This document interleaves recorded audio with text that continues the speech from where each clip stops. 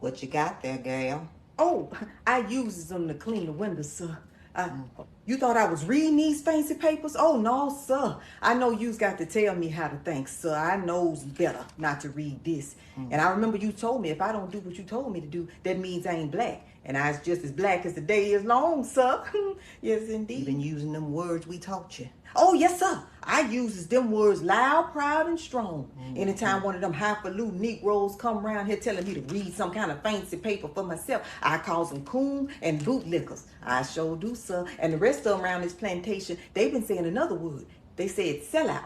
I know you ain't teach it to me, sir, but it sounded awful fancy, so I decided to use it for myself. I got some new words Oh, for you. yes, sir. I was learning real good. What is this, sir?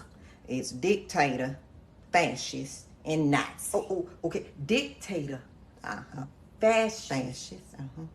Nazi. Nazi. Okay, that's right. sir.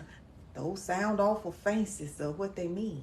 Don't matter what the You mean. right, sir. You right, sir. Pardon. I gets ahead of myself. I know that I shouldn't ask you nothing. I know that you tell me what's best, sir. Don't matter what they mean. Just matters that you told me to say them, and I got to learn them real good. Yes, sir.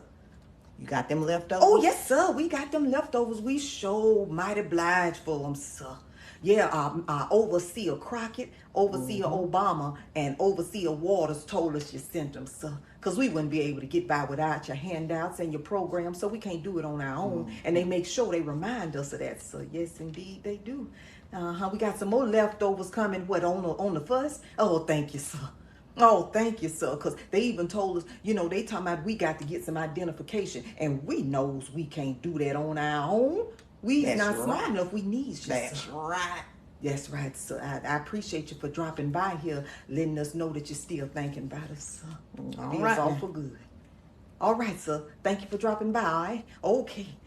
Look away, look away, look away, Dixieland. What's going on, everybody? Appreciate you guys pulling up today, man. Hey, we got to talk about it, man, because the Democrat Party is hemorrhaging voters at this point. Slowly but surely, more and more and more people are starting to wake up to the foolery, the hypocrisy, and the double standards of the Democrat Party. I've been saying this, for quite some time, but if the Democrat Party didn't have double standards, they wouldn't have standards at all. We got to get into this because there's a lot of brothers and sisters out there that are starting to wake up. Some of them are getting their wake up call, not from the Republican Party, but from Democrats, both black and white. Hit the like button, share the video, subscribe to the channel. Let's get into it. Black voters started asking more from the Democratic Party when we stopped going for, if you don't vote for me, you ain't black, or I carry hot sauce in my bag, or here, look, we have a rapper at the White House dancing and performing for us. As soon as black voters started requiring more than that, the Democrats' strategy switched from racism to immigration. Anybody else notice that but me? As soon as black voters decided that we want more than, the same promises every 4 years, the Democratic Party decided to shift their attention from us to another topic. And if you don't see that, honestly, I feel like it's just because you're not paying attention. If you can't see it, it's because you're not paying attention. When black voters started asking for more, the Democrats, when they could have just easily been like, you know what, y'all are right. We have been doing the same song and dance for the past 60 years since the civil rights. Every time something goes on, we take y'all back to slavery and the civil rights movement. Let's just move forward and actually try to be helpful to the black community. They were just like, you know what? No. Yeah, she's absolutely right there. But what people got to understand is that no one's coming to save you. And that is a lot of the problem with a lot of, black liberals out there and black Democrats. And, in general, I mean, there's probably a plethora of black folks out there. No one is coming to save you. You got to save yourself. You got so many people out here that believe, that, a certain demographic of people, they're evil, wicked, and greedy, but then we'll turn around and ask those wicked, evil, greedy individuals for something. Even if you believe you're owed it. It's not happening. It's not coming. No one is coming to save you. You're going to have to save yourself. Seriously. The only person that you should be depending on is God. The only person that you should be depending on is your Lord and Savior, Jesus Christ. Now, if you don't have a relationship with him, I suggest you get one. Other than that, depending on man or hoping that man does the right thing, forget about it. You'll be waiting and hoping for a very, very long time. The roast of Kevin Hart special on Netflix. Kevin Hart made a pointed joke about his personal Mount Rushmore of racism. A list of people he claims hate black people. Alongside Shane Gillis, Kid Rock, Hulk Hogan, Kevin Hart included my name. I got to say this right here. Stephen A. Smith looks like somebody kicked his puppy.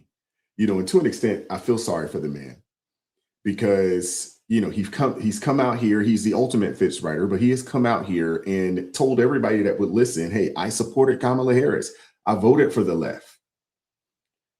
But that's not enough for Democrats. That's not enough for black Democrats, white Democrats. Doesn't matter. That's not enough for these far left, liberal, crazy folks. It's not. And they are upset that he will not go along to get along. They are upset that he will not bow down completely to the left, although he's bowed down a little bit. They're upset. And what he is understanding is that if you do not get along with everything, you will be ostracized. You will be kicked out. They will take your black card. They will not invite you to the cookout. And he's learning that the hard way. See, I was telling my homeboy the other day, he was like, oh, the middle, man, I just right down the middle on the fence. I'm like, hey, you're being forced to choose a side. And those that are on the fence are going to get mowed over by the right or the left. But you're going to make a decision one way or another, or you're going to get trampled on. Stephen A. is learning that the hard way. Stephen A. Smith. Quote, my Mount Rushmore of racism when it comes to hating black people is Shane Gillis, Kid Rock, Hulk Hogan, Stephen A. Smith. Those are my 4 people when it comes to hating black people. The joke came during a roast segment where Hart was targeting Shane Gillis, the event's host, and then expanded to a broader critique of several public figures. Obviously, everybody knows me to be a sports commentator, known for my outspoken opinions. And I'm considered an individual that's been the subject of controversies over the years. Okay.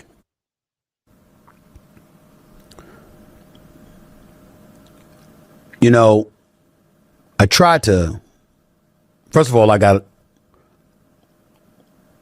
at least I thought I had, a pretty damn good relationship with Kevin Hart. It's been on my show on many occasions. I've known him for years. I'm not even in that world, but I know that you can't trust these Hollywood types. You can't trust any of these people. Do not fall a victim to any of it. They're not your friends. And you're only cool with them as long as they feel like they can get something from you. They can use you in some shape, way, form, or fashion, or you are willing to capitulate 100%, on their team. Now, I didn't watch this Netflix roast. I'm not a fan of Kevin Hart. I don't watch his comedy specials. I don't think he's that funny. But we also know that this dude is a completely sold out individual to the system. I don't know. I mean, it's a roast, but, he's getting crucified because a lot of people felt like too many jokes at this particular roast was tasteless. My attitude is a roast is a roast. And people are there to be attacked. He's gotten attacked, all of that other stuff. But I'm not going to front and failing to acknowledge that this year has been very, very difficult for me. From the standpoint that even though I've been very, very blessed and fortunate to secure my future in ways that I never thought imaginable, first at ESPN and then here at SiriusXM, the flip side to that is that I've taken a lot of heat because of perceived positions that I may have had. And as a result, you've had some people from the Democratic Party who don't know that I'm aware of the steps and the lengths that they've been willing to go through to silence me, even though I'm somebody that has religiously voted Democrat and I support most Democratic views. Kevin Hart may have been telling a joke. It may have been the latest tasteless one that he told. I have no issue with the joke if it was a joke. If it wasn't a joke, I still wouldn't have an issue with it. I have an issue with the fact that it came from him.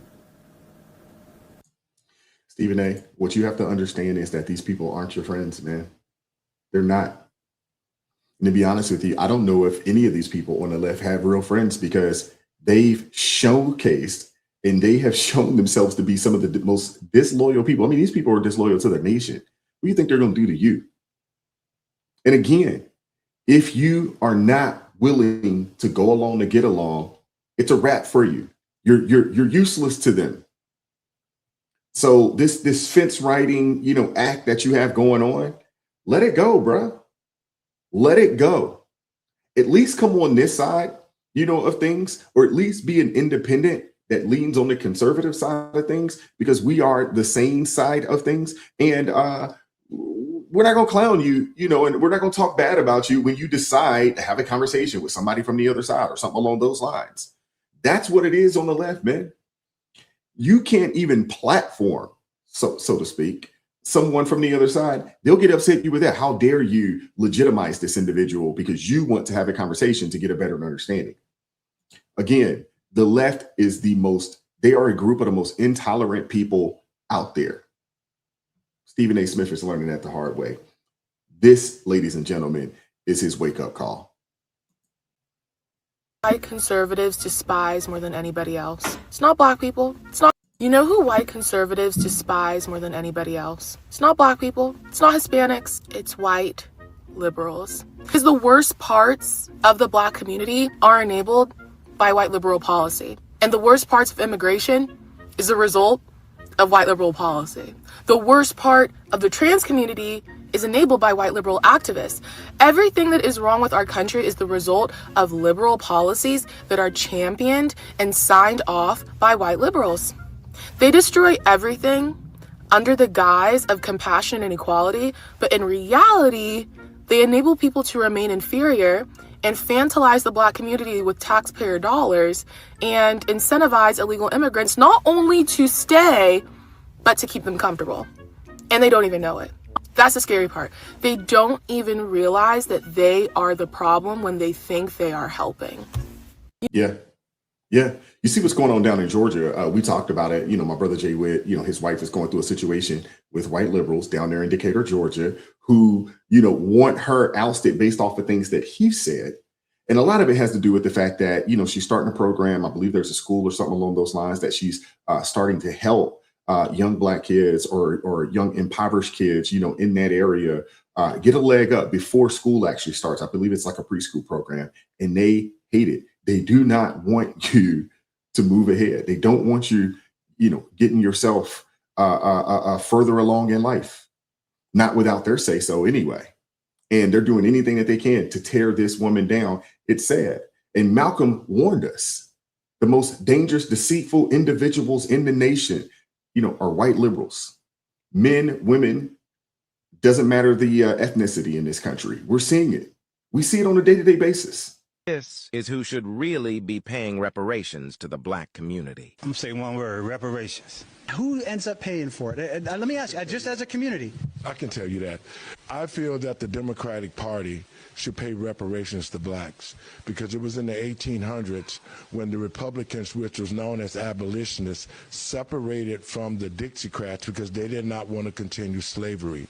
So after the abolitionists helped black people become Republicans and they changed their name, black people were able to own businesses. They was able to create the Black Wall Street, Rosewood.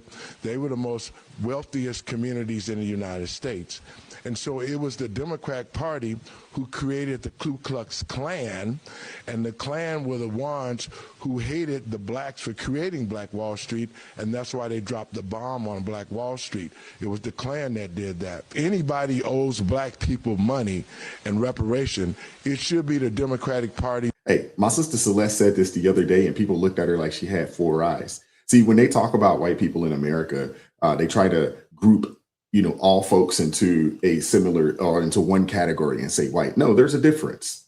There is a difference in our country. We're really being forced to choose light, darkness, red, blue, right, left, Republican, Democrat. You're really being forced.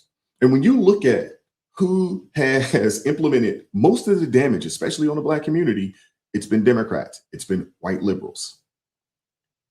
We all know that the Republican Party was considered the abolitionist party. The first president, that was, first person elected, as a Republican nominee was Abraham Lincoln. And we all know what happened from there, Emancipation Proclamation, Civil War, so forth and so on, right? He also implemented the 40 acres and a mule. And when Lincoln was assassinated, the Democrat president, unfortunately, that was, I think, the first and maybe the last time. There may be one other time when the president was one party and the vice president was another party, but I believe it was Andrew Jackson. Dude gets into office and he basically got rid of everything, that would have been considered reparations, the 40 acres and a mule, the land, so forth and so on. And he basically either had it snatched or, taken, from those that actually received some of the land, and those before you even got yours, was going. So you're absolutely right. You want your reparations. You need to be speaking to the Democrat Party that you support, at about an 80% clip at this point. Let's keep it moving. See, the difference between me and a Black Democrat is that I live in the greatest country in the world. I knows this. But a Black Democrat will tell you, while doing whatever they want to do, that this is the worst country in the world. Wow, doing whatever they want to do. That's the difference. Yeah, this brother's absolutely right there. The crazy thing about that is that most of these people, they've gone nowhere. Most people live within about a 10-mile radius of where they grew up at. So if they actually have traveled outside the nation, and I'm not talking about to a resort in Mexico, or the Dominican Republic or somewhere like that. I'm talking about even if you go there, get off the resort and just drive around and see how the people live for real. Not the resort, for real. You will have a full understanding that you live in a very, very, very, very wealthy and prosperous nation. I'm not saying that we are perfect. I'm not saying that we are without flaw. I'm not saying that this nation doesn't have a history of a flawed history. But when you compare it to every other nation, it's not even close. Now, Democrats are doing everything that they can to run this country into a ground, city by city, county by county, state by state, when they get a chance to run it. They're doing it. And it's happening. It doesn't take long, and they're doing it at a very, very rapid rate. But this brother's absolutely right. I want to hear from you guys in the comment section. What are your thoughts on any of this? Hit the like button, share the video, subscribe to the channel, turn those notifications on to all so you never miss an upload. Consider joining the ARP family or buy your brother a coffee. That link's in the description box below. Join us Tuesday, Thursday, Friday, 9:30 a.m. Eastern Standard Time for ARP in the morning. And as always, keep God first. Stay prayed up. We'll catch up with you guys next time. Peace. It is God who arms me with strength. Yeah, I'm battle ready. He trains my hands for battle. My heart stays steady. But thanks be to God, He gives us the victory. Through my Lord Jesus Christ, it can't live in me. I was down to the dirt, red clay on my shoes, old pain in my shirt, oh so bruised. And the Lord hit my chest, kicked air from my breath, put power in my step.